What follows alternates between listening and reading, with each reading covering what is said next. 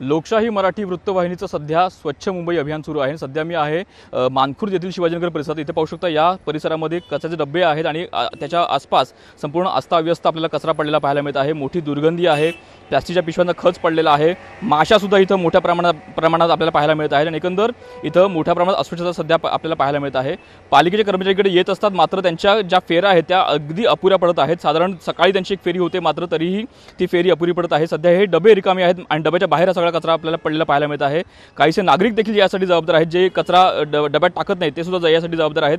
मात्र संपूर्ण गोष्टीमुळे कुठेतरी आता जी पालिकेच्या ज्या फेऱ्या आहेत त्या सध्या अपुऱ्या पडताना पाहायला मिळतात आणि हा जो कचरा आहे त्यामुळे पुन्हा एकदा मुंबईची अस्वच्छता ही आपल्याला समोर आलेली पाहायला मिळत आहे।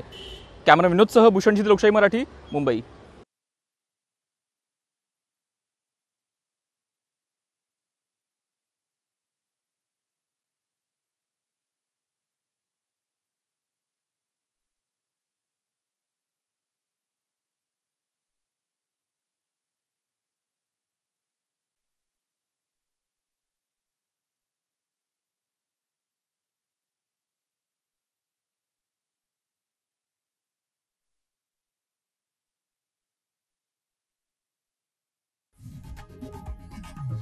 लोकशाही मराठी ऐका, पहा, जागरूक रहा।